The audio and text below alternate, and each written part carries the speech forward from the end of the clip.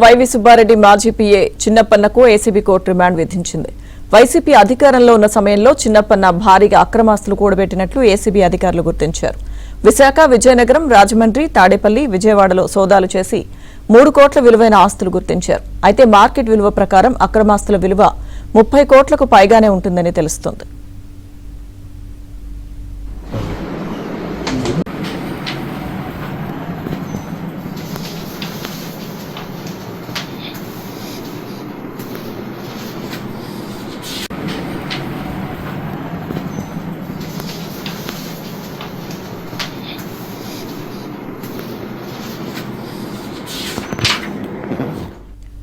అక్రమాస్తుల కేసులో వైవి సుబ్బారెడ్డి మాజీ PA చిన్నప్పన్నకు ACB court remand విధించింది. పూర్తి సమాచారం మా విశాఖ ప్రతినిధి సతీష్ అందిస్తారు.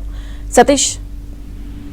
లక్ష్మీదుర్గ ఏపీ భవన్ మాజీ స్పెషల్ లైజన్ ఆఫీసర్ చిన్నప్పన్న అవినీతి సామ్రాజ్యాన్ని ఏసీబీ అధికారులు కుండబద్దలు కొట్టారని చెప్పుకోవచ్చు. ఆదాయానికి మించిన ఆస్తులు కూడబెట్టారనే పక్కా సమాచారంతోనే విశాఖ ఏసీబీ అధికారులు రంగంలో దిగి ఏకకాలంలోనే రాజమండ్రి, విశాఖపట్నం తదితర ప్రాంతాల్లో వీళ్ళు ఏసీబీ సోదాలు నిర్వహించారు. అయితే దీన్ని ప్రజెంట్ మనం చూసుకున్నట్లయితే ప్రభుత్వ ఆస్తుల విలువ ప్రకారం 3 కోట్ల అక్రమాస్తులు సంపాదించినట్టు తెలుస్తుంది. కానీ ఇది బహిరంగ మార్కెట్ లో 30 కోట్లకు పైగానే ఉంటుంది అన్నట్టు కూడా అధికారులు సమాచారం ఇస్తున్నారు. ఒక అంచనా కూడా వేస్తున్నారు. అయితే ఢిల్లీలోని ఏపీ భవన్ లో ప్రత్యేక అధికారిగా పనిచేసిన చిన్నప్పను అవినీతి తిమ్మంగళాన్ని పట్టుకోవడం జరిగింది.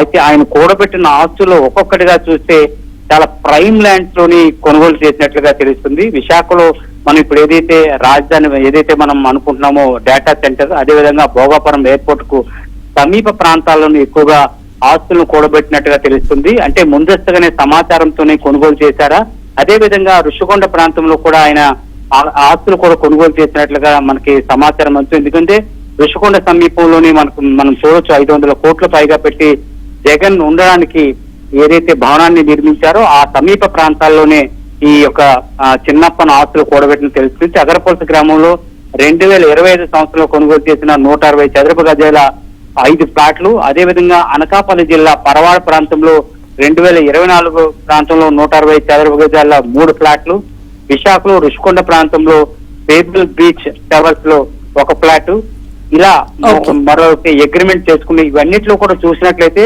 మనకు దాదాపుగా బహిరంగ మార్కెట్ విలువ 30 కోట్ల పైగానే ఉంటున్నట్టు.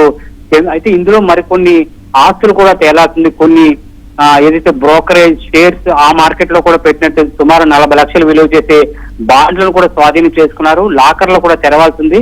మరలా చిన్నప్పను కూడా కస్టడీలోకి తీసుకుని విచారించే అవకాశాలు కనిపిస్తున్నాయి. అయితే నిన్న రాత్రి అప్పన్ను అదుపులోకి తీసుకుని కోర్టు ముందు హాజరుపరిచారు.